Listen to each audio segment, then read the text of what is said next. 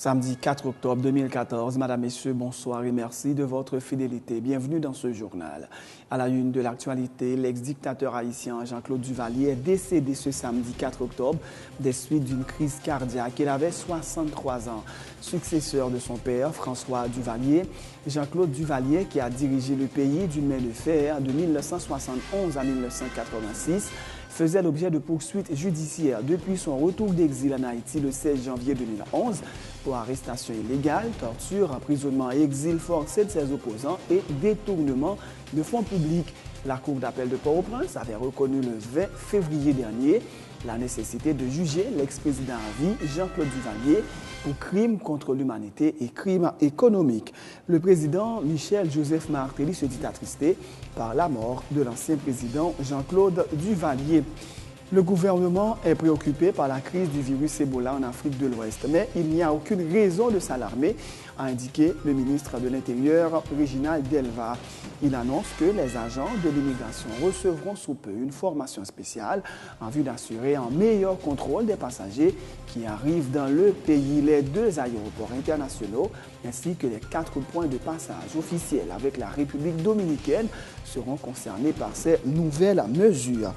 Dans le cadre de la célébration ce dimanche 5 octobre de la Journée mondiale des enseignants, l'Union nationale des normaliens haïtiens, UNO, a organisé vendredi une journée de réflexion sur la profession d'enseignant en Haïti, en présence notamment des ministres de l'Éducation haïtiens Nesmi Maniga et antiguayen Michael Brown. Madame, Messieurs, restez branchés pour le développement de ces titres et de bien d'autres.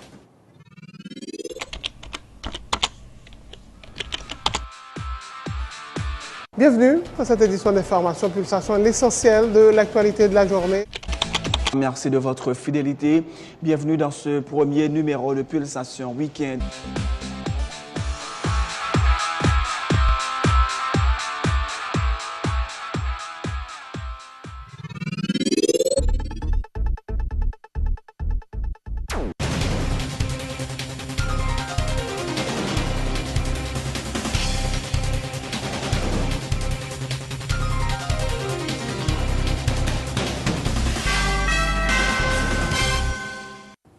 De recherche, bienvenue dans le développement du journal. L'ex-dictateur haïtien Jean-Claude Duvalier est mort ce samedi 4 octobre des suites d'une crise cardiaque. Il avait 63 ans.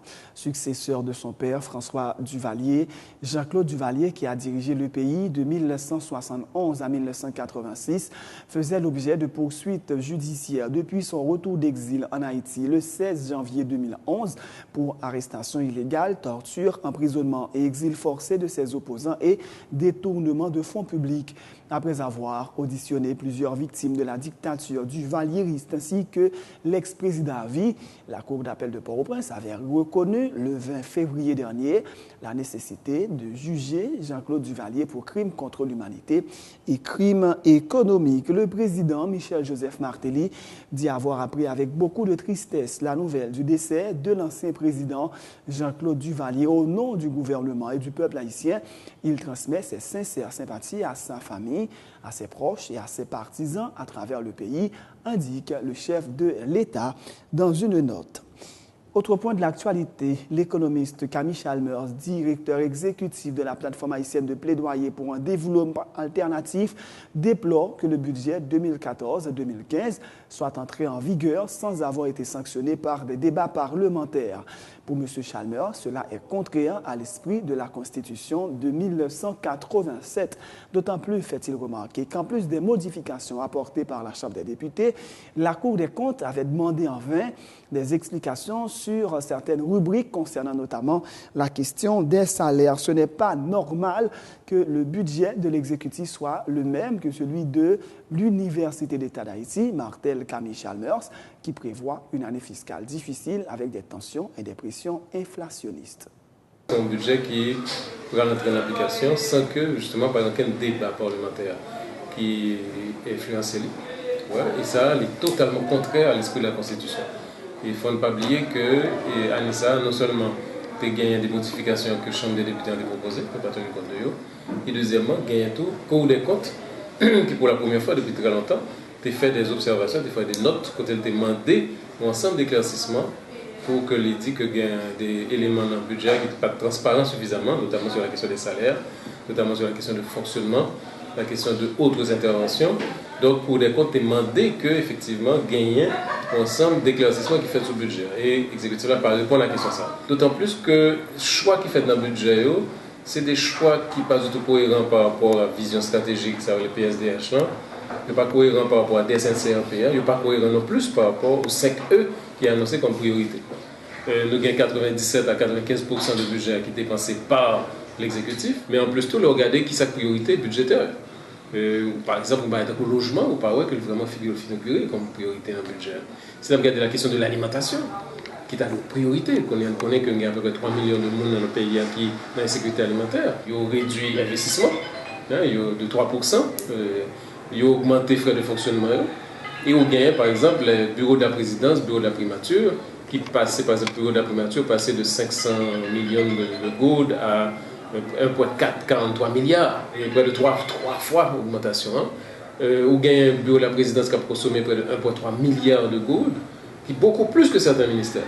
Donc, c'est pas normal. Donc, c'est une situation qui est très défavorable à pays et qui pourra probablement aggraver la crise économique et sociale qu'elle a vue depuis quelques années. Et qui très certainement pas produit des résultats meilleurs que le budget précédent.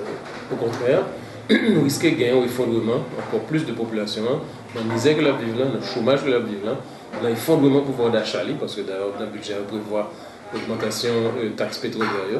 Donc, je pense que c'est extrêmement négatif et nous avons gagné une année fiscale difficile qui probablement pourra être marquée par des tensions et des pressions inflationnistes.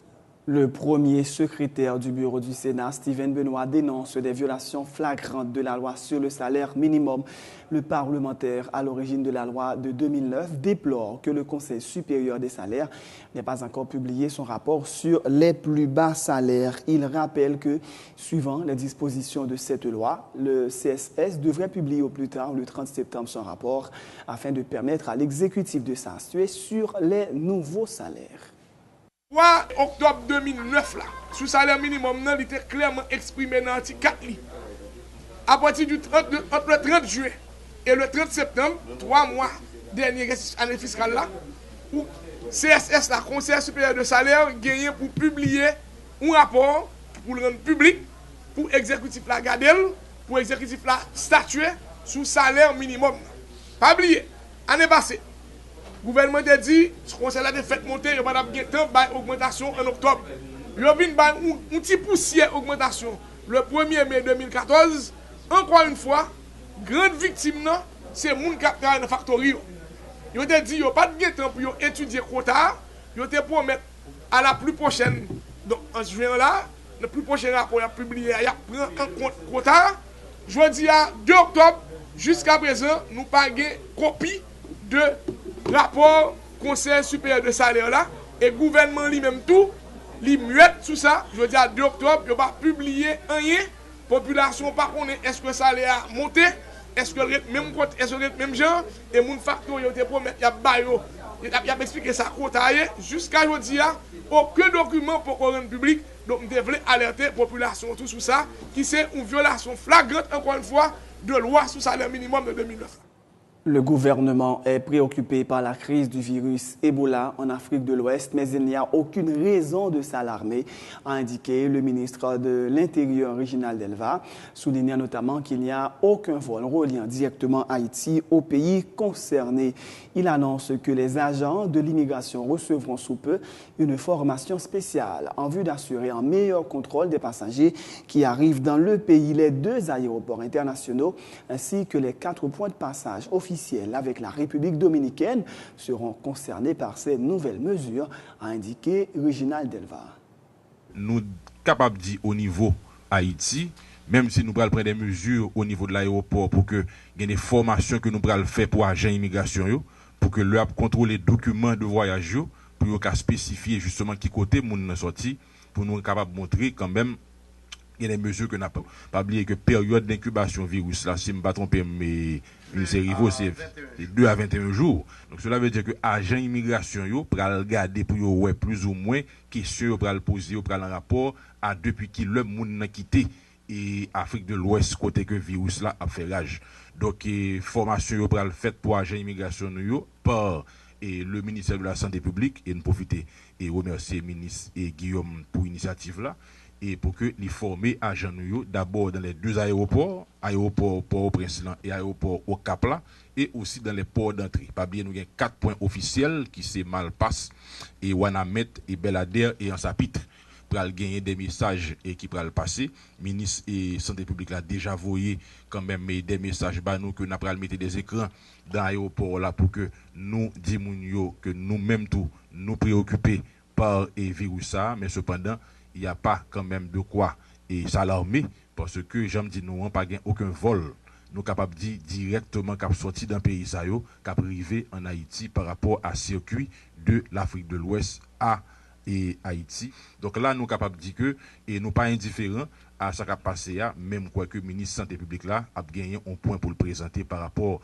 à appel à candidature ça qui lancé et autorité et onusienne très clair sur ça avec nous. Ils fait connaître que Haïti n'est pas concerné. Donc nous avons été quand même vigilants et nous et encore une fois encourager et la presse là tout pour que les projecteurs sous situation ça pour que nous fait travail là ensemble parce que nous sommes tous concernés.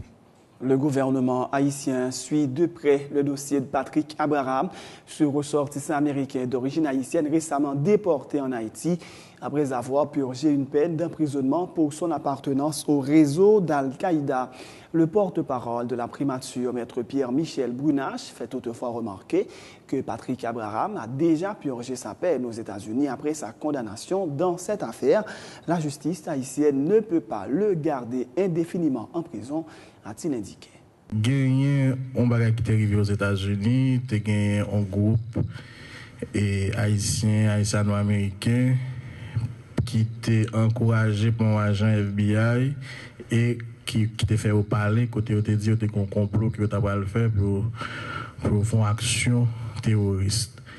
Et bon ça, la police te met sur eux, ils ont jugé, ils ont condamné, et puis ils ont fini de faire peine. Ça que américain a prêté sur le territoire américain, ça que pas américain, en l'occurrence, une qui était haïtien, que la loi américaine prévoit, ils ont déporté sur le territoire haïtien. Donc, procédure normale dans le cas de déporter d'absurde. D'abord, dans un premier temps, il y a un centre de transition avant que vous fassiez réinsertion dans la communauté.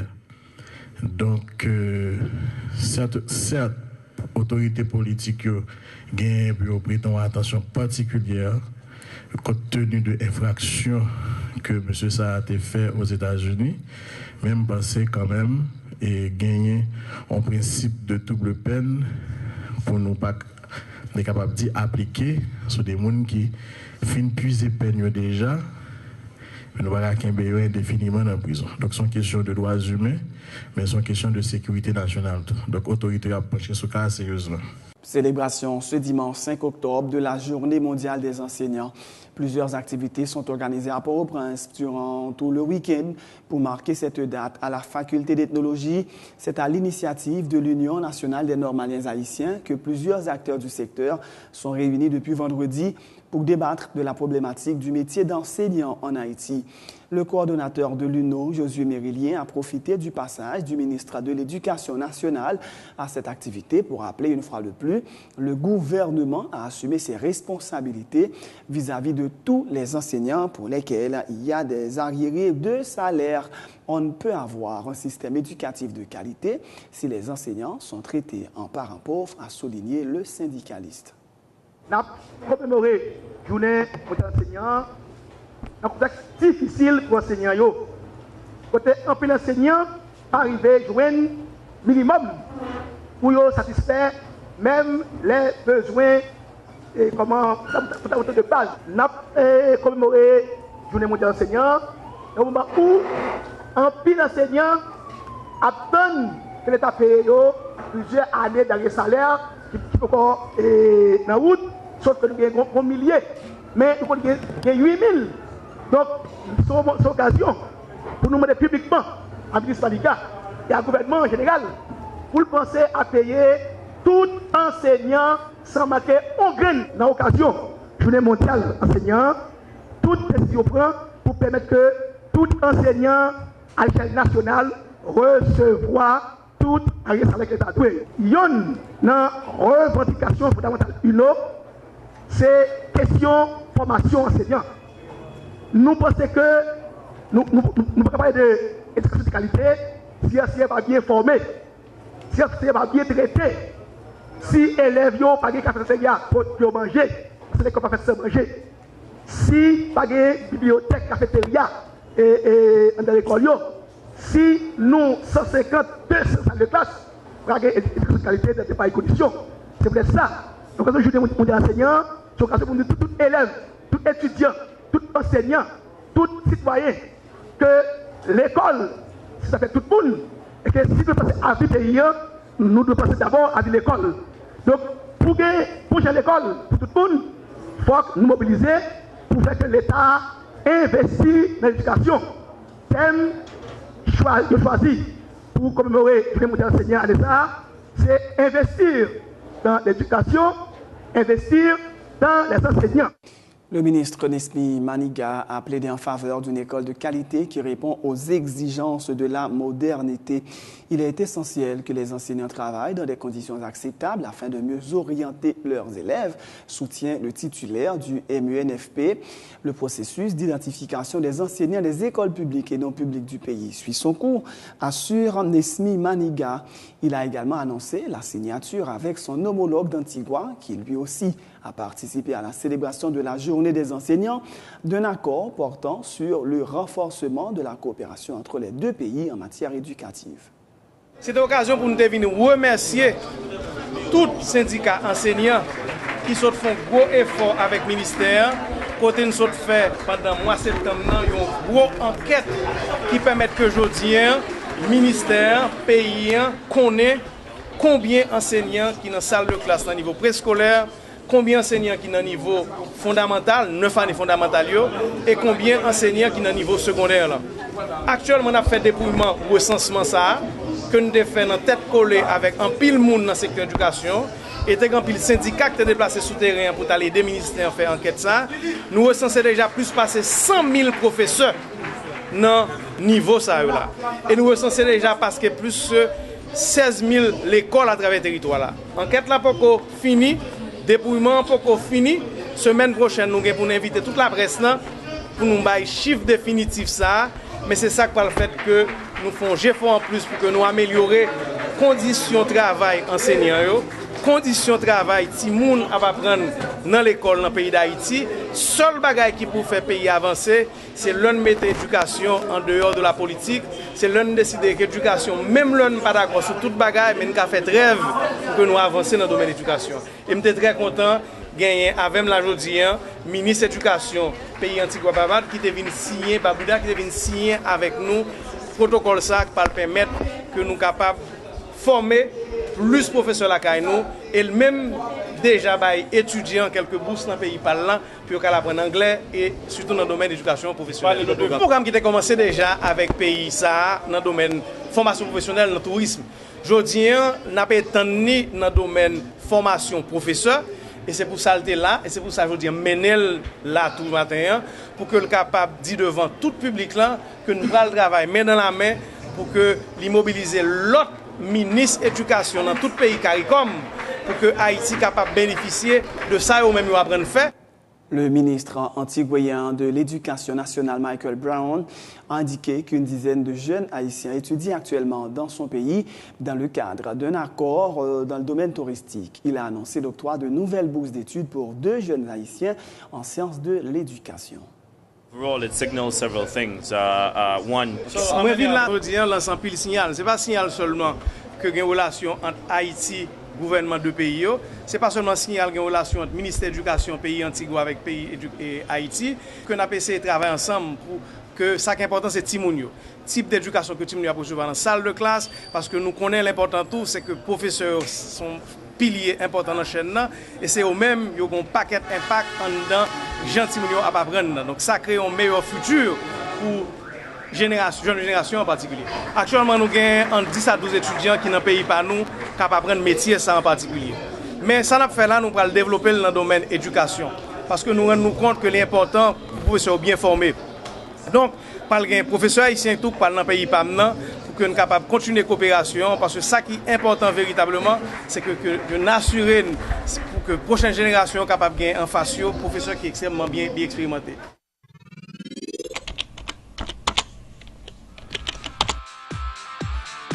Bienvenue dans cette édition d'Information Pulsation, l'essentiel de l'actualité de la journée. Merci de votre fidélité. Bienvenue dans ce premier numéro de Pulsation Week-end.